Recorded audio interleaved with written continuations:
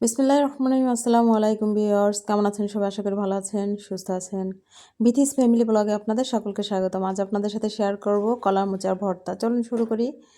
আমি এখানে কলা মোচাগুলো থেকে ফুলগুলোকে ছাড়িয়ে নিচ্ছি। মাঝখানে একটা শলা কাঠির মতো আছে, এটা আমি বের করে নিব এক এক করে সবগুলো।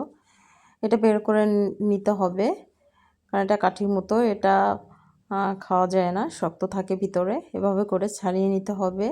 আমি এই যে সবগুলো ছাড়িয়ে নিয়েছি এবং মাঝখানে খোসার সাথে যে নরম অংশটুকু, আমি এটা খোসার সাথেই রেখেছি, কারণ এটা অনেক নরম থাকে। আমি এটুকু নিয়ে নিয়েছি। এবার সেদ্ধ করে নিচ্ছি পানি দিয়ে। সেদ্ধ করে ঢেলে নিয়েছি। ঢেলে নিয়ে আমি একটা ব্লেন্ডারে আমি এটাকে একটু ব্লেন্ড করে নেব, যাতে স্মুথ হয়, ভর্তাটা খেতে ভালো লাগে। আমার ভিডিওটি ভালো লাগে লাইক, কমেন্ট এবং শেয়ার করবেন। নতুন যারা আছেন চ্যানেলটিকে সাবস্ক্রাইব করবেন।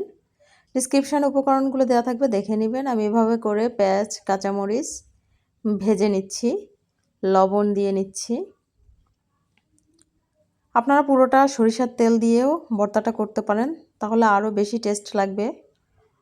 আমি ভর্তাটা এই যে পেস্ট করা মোচা অংশটুকু দিয়ে দিচ্ছি, দিয়ে আমি হলুদ দিচ্ছি সামান্য পরিমাণে, দিয়ে ভালোভাবে নেড়ে নিচ্ছি। এভাবে করে নেড়ে যে সামান্য পরিমাণে আমি একটু জিরা গুঁড়ো দিচ্ছি, আপনারা নাও দিতে পারেন, কোনো সমস্যা নাই। এবার ধনিয়া পাতা দিয়ে নিচ্ছি। এবার আমি তুলে নেওয়ার আগে সামান্য পরিমাণে সরিষার তেল দিয়ে আমি ভর্তাটা তৈরি করে নিয়েছি, তুলে নিচ্ছি। ভালো থাকবেন সবাই। ডিসক্রিপশনে উপকরণগুলো দেওয়া থাকবে, দেখে নেবেন। আসসালামু আলাইকুম।